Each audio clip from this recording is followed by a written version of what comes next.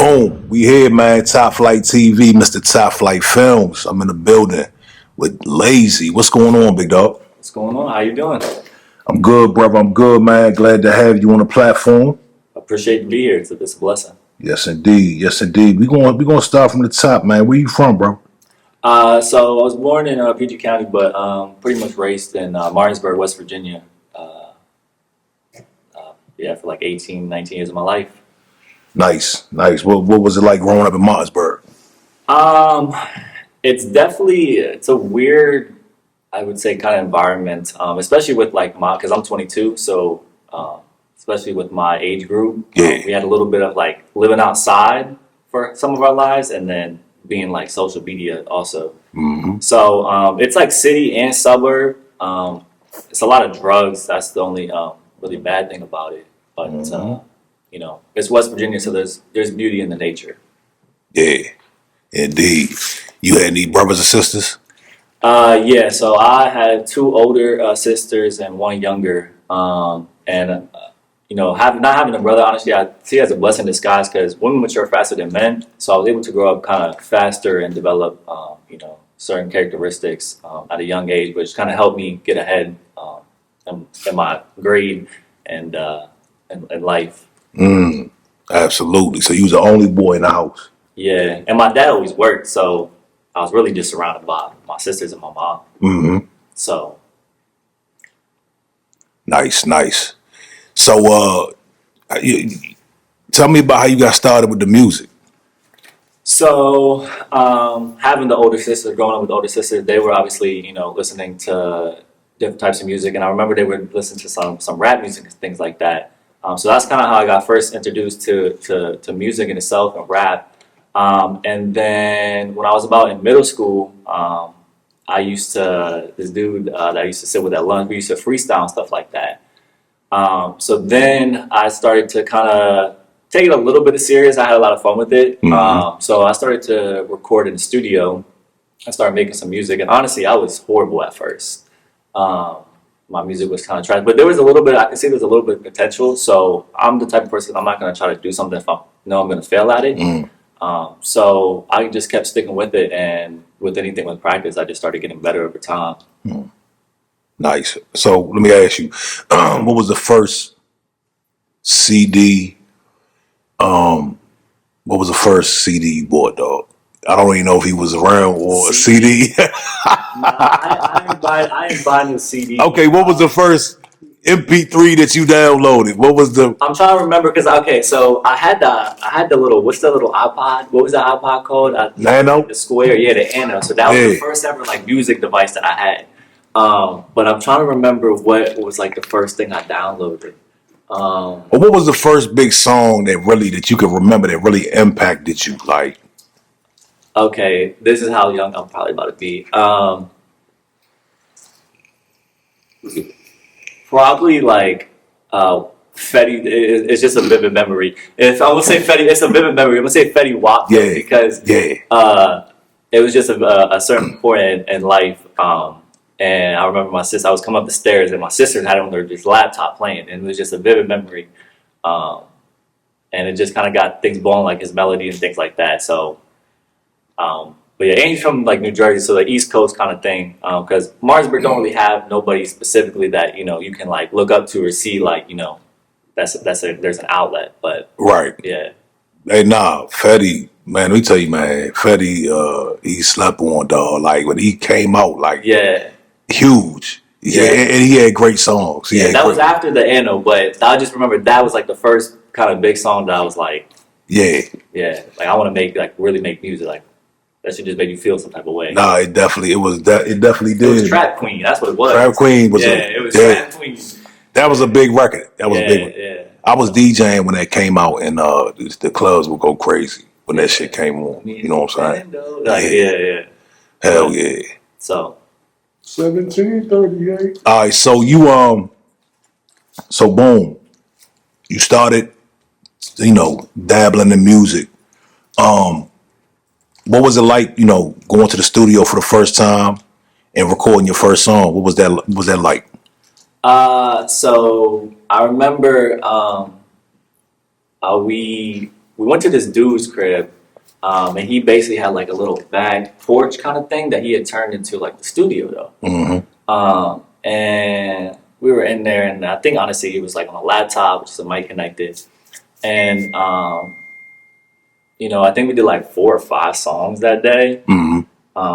And from one of those, I dropped my first ever song. It's called "What's in My Cup."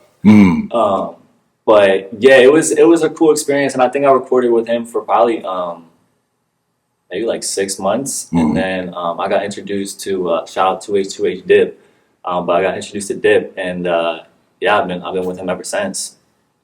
Nice. So, any shows early on?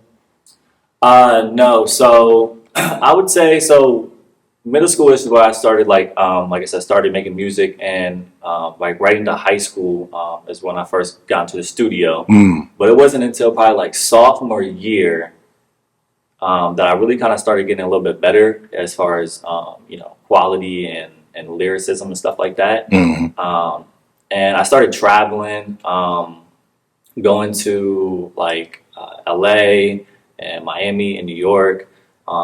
First show that I think that I remember that I did, I want to say big show was a Polo G show. I did a Polo G show, I think back in 2021. And it was up in PA, York, PA, and it was a great turnout. I think there was like 3,000 people there.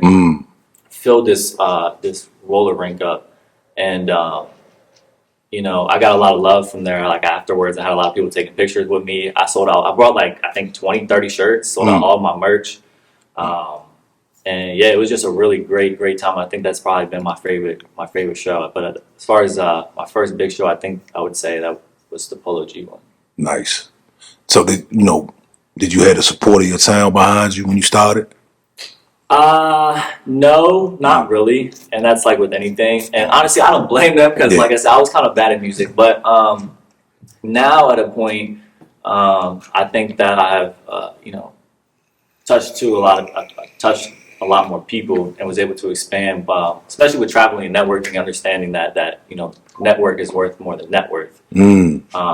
But it's just hometown is really hard to get the love, honestly. Why you think that it is, though? I don't know. It's always been like that. I think as humans, and just it's an ego thing. It's a greed thing, So I think it's just natural, but I don't know why everyone's hometown never gives them love like they're supposed to. I think people just don't take it seriously. They don't take local people serious until they make it. Yeah, I think I would agree with that. Yeah, they don't. They just think they playing, or they trying to rap, or they don't believe in them. You know what I'm saying? It's no belief in actual artists in their area because they with you. They in your area. They grew up with you. They see you every day. They say familiarity breeds contempt. So when somebody's familiar with you, they just like, oh, that's just he's not going on. You know what I mean? And then once you make it, they like, oh, now they on board, they on the bus. You know what I'm saying? Yeah. So okay. So how you get the Polo G show? How that come about? So I actually got connected with Rello, which is Sky's DJ. Shout out to Rello, man. Shout out to Rello. So honestly, shout out to Sky too, because that was another thing that was like I would say like a stepping stone. Seeing Skies make it was like a stepping stone to being like, okay, a door is able to open no matter, because he's not from this area, but he was around this area. It was pretty close. So, but just kind of given that those circumstances, got connected with Rello, and I think he had posted something on IG. So I think I responded to him, and he linked me with the guy, and yeah, I mean we got put on the ticket. That's dope. Yeah, and ever since too, there's been opportunities that Rello has helped me connect with. So shout out to Rello for sure. Hey man, I'm glad you said that, right? Because Skies influenced and motivated a lot of people in the area. 100%. Being from the area, a lot of people won't admit that. So it's good to hear somebody actually, be humble enough to say, man, Skies was a motivation. You know what I'm saying? And like also too, a lot of people don't know. Like I don't know if you know, like Nick Jandora, he's from Martinsburg. Yeah, okay. And he does a lot of sick work too. Yeah. So yeah, I would agree that a lot of people don't give Skies the credit for whatever reason. Yeah, and you know we're gonna get Skies on here too. We're gonna definitely get him up on the platform. You know, I just think it's good for the area. You know what I'm saying, to get him to come out here and because look, man, you know, I remember when he first popped off, and you know, it definitely inspired a lot of the artists out here to say, hey, look, we out here in Western Maryland, PA, Martinsburg, it can be done. Oh, 100%. I remember. So look, I remember this was 2016. Scott did a show here at the Lions Den in Charlestown, and you know, I was there with some girls, and I used to be friends with this dude. Now he went by Bam Bam, and we was there at the Sky show, and like there was probably 50 people in the crowd. Bam Bam gets pulled on stage with Skies, and then literally probably 6 months later, I think that's when Red Roses dropped, and just boom, just like that, gone. So just seeing like that whole transpire right there was like literally kind of just like so real, like it's possible. It's so possible. Nah, absolutely. So boom, you taking off in your career. You just started. What next, man? You did some shows. What happened? What's going on after that, man? Like you still just in the studio. Did you have a game plan, or were you in contact with labels? What was going on at that point? Yeah, so did the Polo G show. Got a lot of traction from that. Started to just keep pushing out the music and dropping videos. I dropped one video, I got like 16K views, then the next one was at like 26. So I had some good traction going. I started, like I said, traveling to LA, working with engineers, going to studios there. I started going to Miami, and I started recording at this studio called House of Hits. And phenomenal studio. They're like 7 times platinum, or 7 times diamond, like 100 times platinum. And I recorded a song called Dancing there. And to this day, I mean, it's probably my favorite song, especially just like the memory of creating it. And I did a video with that, dropped that got like 40K views. So like things just kept pushing. Then I started doing shows. I did one in Morgantown with Annalie Choppa.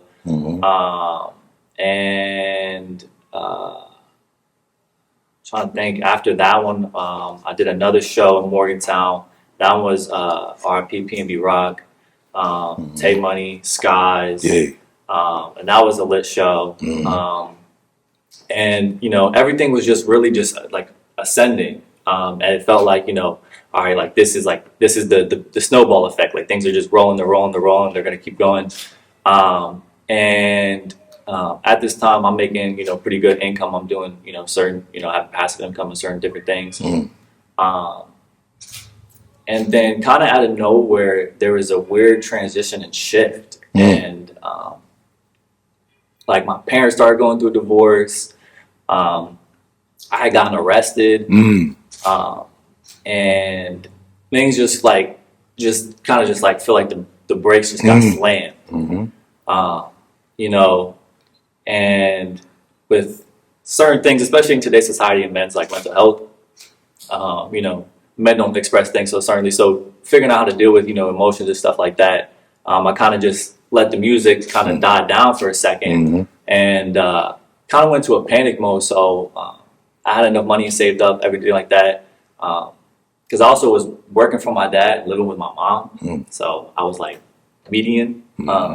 So I just like kind of just escaped, packed up, and I moved to Dallas. So when I moved to Dallas, I stayed there for like 3 months, and I didn't get a job or anything like that. I just kind of took like a whole reset. And then I started getting back into the music and things like that. And I did a show out in Houston. And it was like at this kind of like clubbish bar thing. I'm there, probably there for like an hour and a half before I even go on. And the whole thing was that there was supposed to be some, some people from Empire you know, and the winner was going to get a distribution deal or something like that. So I'm waiting. I'm kind of getting, you know, kind of bored. And finally I get to go on. And as soon as I get onto the stage, the people who were there that's supposed to be watching, like the judges, you know, to give, you know, the distribution deal away, I see them leaving the venue. So, all right, whatever. I do my performance, yada, yada. Immediately I get off stage and I go outside. And they're still outside having a conversation. So I go up to this one dude. He went by Gold Toes, I think. I think that's what his name was. I'm like, hey, like, and he kind of cut me off before I could say anything. He was like, oh man, I just want to say like great performance, yada yada. And true story, like I called him out on his kind of BS. So I was like, nah, like respectfully, like you didn't even get to see me perform. Like I think you missed out on like a great opportunity. And I think because I was so real with him and kind of called him out, he kind of took it as a little bit of respect. So we exchanged numbers and I sent him a link to my music and stuff. And the next day he calls me, the next morning he calls me. He's like, hey, you know, I like, you know, your sound, etc. I think you got potential. So he offered me a distribution deal for Empire. So I got the distribution deal at Empire. And I thought, okay, you know, maybe this is what's going to pick me back up. I'm in a new city, just got this, you know, feeling good, shift. But I don't know, for whatever reason, every time I tried to drop music with them, it was just like, something just was wrong, whether it was the cover art not being approved or the beat not being approved or something like that. I think I only dropped one song with them for a whole year because that's how long the contract was.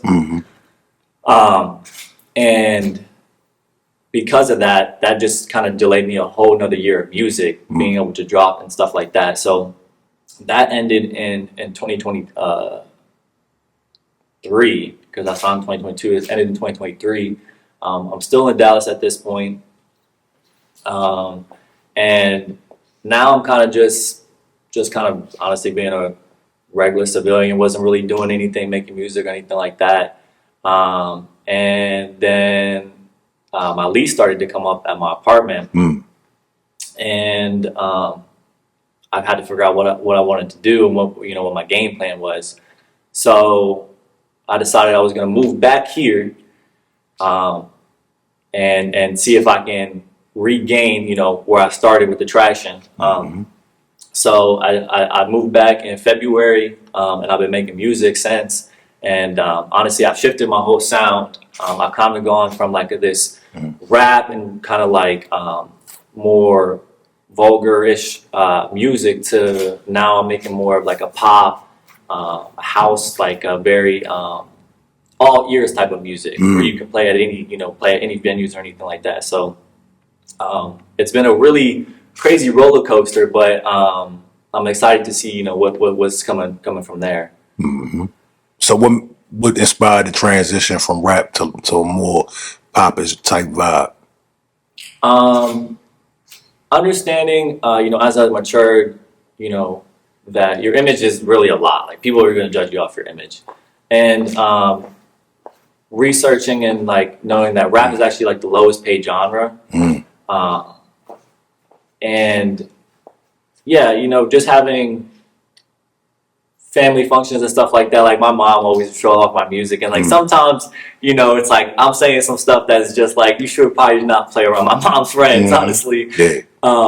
So just wanting to expand, and I have like a lot of fun, honestly, being creative and being able to pull from so many different palettes, and it just makes the creativeness and the artistic of the music aspect a lot more interesting and dynamic as well.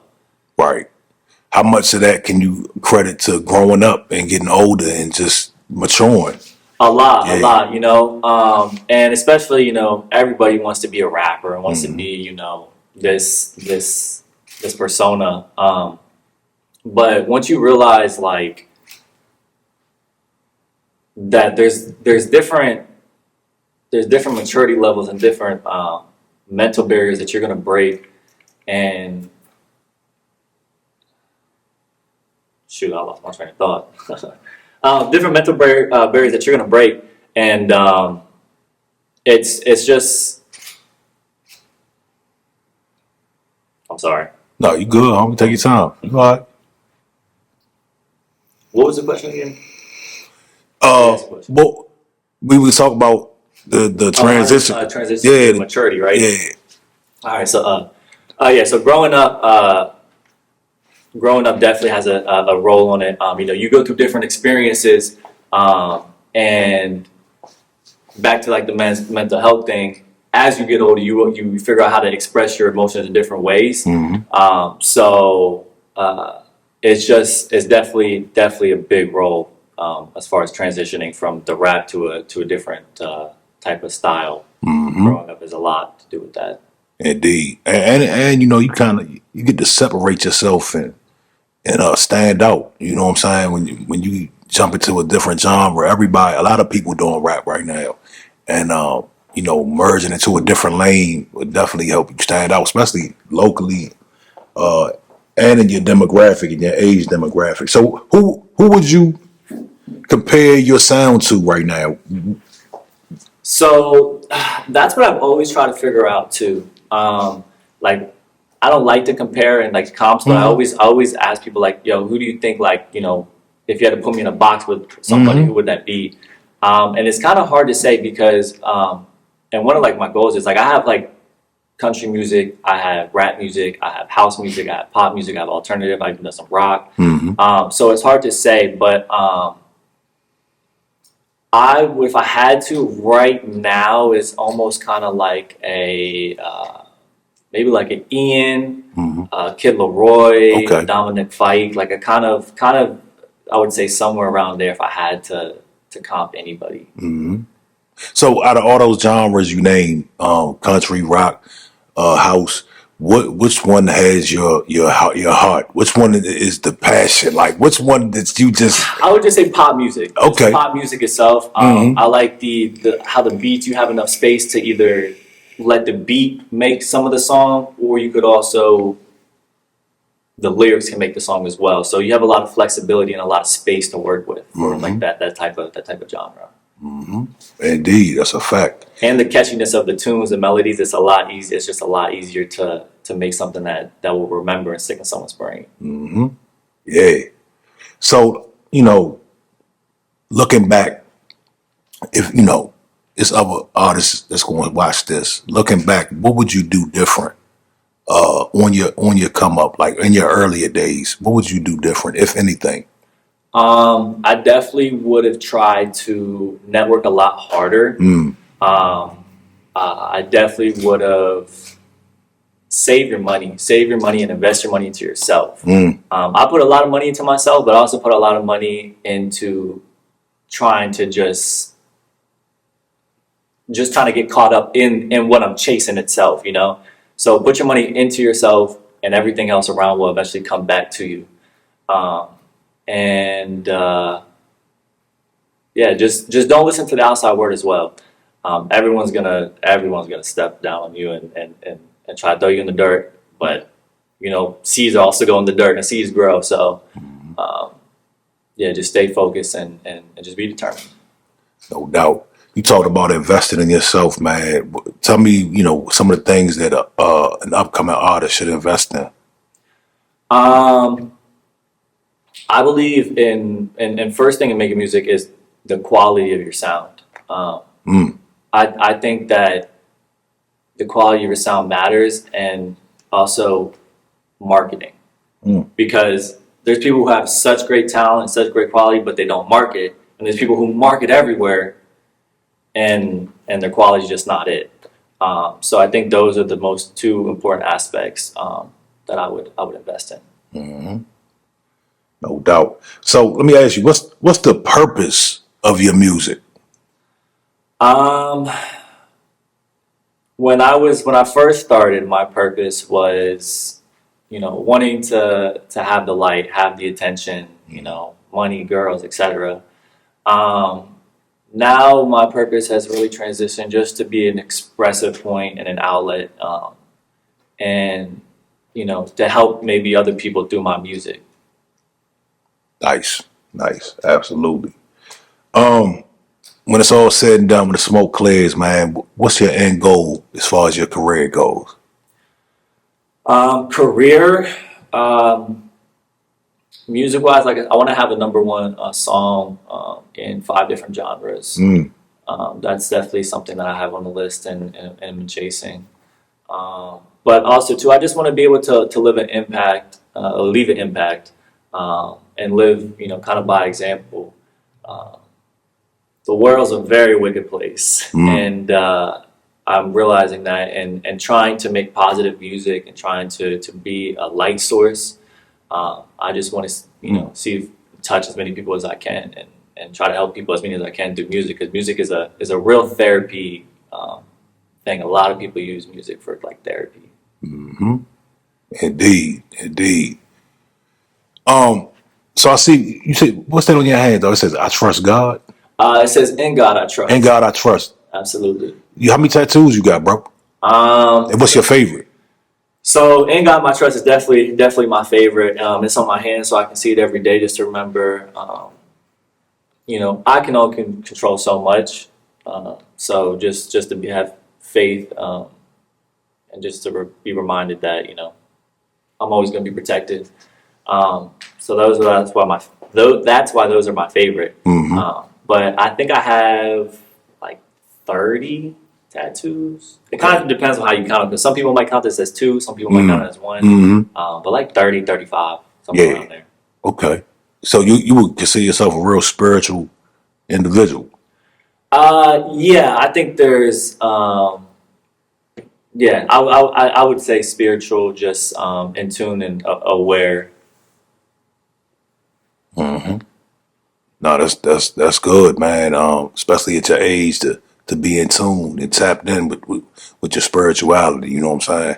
Yeah, absolutely. And I think in today's age, like a lot of people are realizing this. I think there's a lot of a shift happening in the world right now. And I think a lot of people are coming to God. So it's a really beautiful thing to see.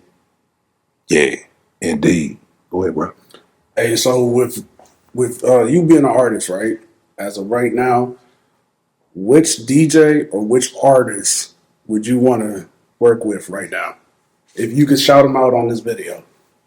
Just anywhere. Anywhere. Yeah, if you that's a question I always like to ask too.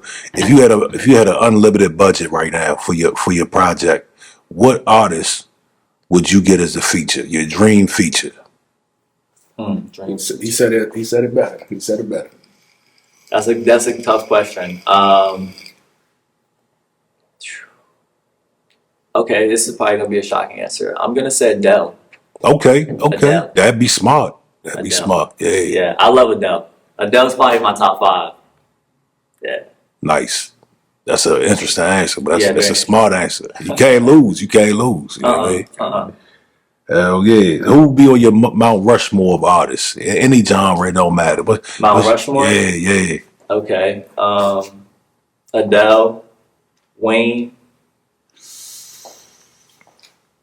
We'll show a little bit of my youth. I really enjoy YoungBoy. Okay. I really enjoy YoungBoy. I would say Rufus Du Sol. That's a house artist, and that fifth spot's always tough. Yeah, and it's 4. It's 4. Oh, 4. 4. Yeah. Unless I'm. No, you're right. There is 4. There is 4 on Mount Rushmore. No doubt. What's something that you love that everyone else hates?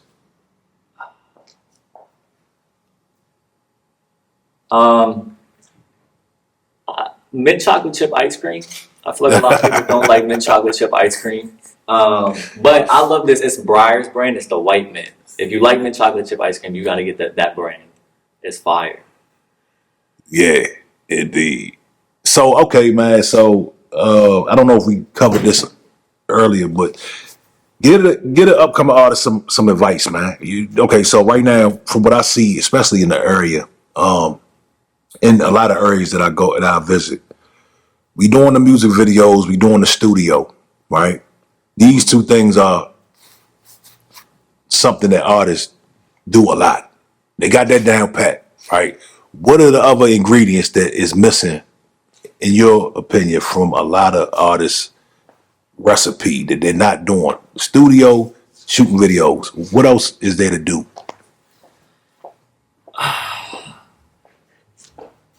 It's really, I mean, it's marketing at that point. It's really marketing. Being on TikTok, posting once a day, being on IG, you know, running ads, running campaigns. It's really marketing. I mean, like I paired with this, signed, not really signed, but did a deal with this agency for marketing, and you know, I was able to put my face on a billboard in Times Square. So it's all just about how you market yourself and how you can touch and reach as many different people as possible. Also, marketing through features or like collabs, because you can pull from other people's fan base, and it's good to have, you know, different outsources of collecting, you know, your own fans. No, that's a good answer. I tell artists all the time, man, look, you gotta post, bro. You gotta hit all. It's kind of hard to have that Instagram, Facebook, TikTok, Snapchat, YouTube. I gotta, even with the show, I have to actually make sure I hit each and every one, and I try to tend to them every day. And I tell a lot of artists, man, because they're not taking advantage of a lot of these platforms. You know what I'm saying? And they want these big results. It's definitely a challenge to stay consistent, but it's definitely necessary, man. I'm glad you touched on that. Yeah. Absolutely, yeah. And I know I struggle too with like my own self, especially with TikTok, and like that's the biggest probably platform that, you know, any artist should definitely be on, because the TikTok amount of artists that have blown up off TikTok is crazy.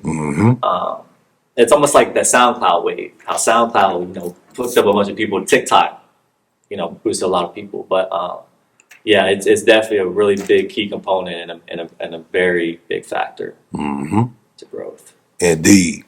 So what you working on right now? Yeah, so right now, how, you know, I've transitioned into like this new genre and stuff like that. I'm planning on dropping, because everything I've dropped for the most part has been rap music.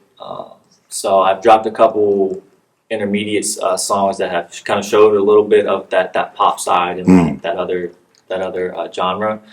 So I'm working on an album now called Project 25, and I'm gonna drop that in January 1st, 2025. So I'm really excited for that, and we're gonna have a couple of music videos behind it, and yeah, just seeing how my fans react to you know, this new era. That's a dope title, dog. Project 2025. Yeah, That's 25. like, that's marketing right there, bro. Exactly. Yeah. You know what I'm saying? Like, these are the creative, clever things that I want to see more artists doing. Yeah, You and see what I'm it saying? comes with maturity and just growing up experience. Like I realized that, and like even, you know, down to my cover art, there's no words on the cover art. It's a simplistic, just simplistic image, and it's because it just catches the eye and the attention a lot easier. It's not too crowded. There's not a whole lot going on with just the cover art of the album. Indeed. Hell yeah. What you want? Anything else you want to plug? Going back, we'll go back to, you know, also what's upcoming. I'm also working on a podcast right now. Yeah. Talk about it. The podcast is called The Echo, or aka The Voice of the Voice. I know a lot of people are doing podcasts right now, but I kind of want to just create a spot to kind of, because music, I do like express through my music too, but I also want to create a safe space, you know, especially for my other friends, you know, that we can just have conversations, have tough conversations, and be openly, you know, without, you know, having to judge people or slander people. So working on that, and I'm trying to drop those episodes every week and be consistent with that. But yeah, I'm just excited for the new growth that's upcoming, and excited to see where the direction goes.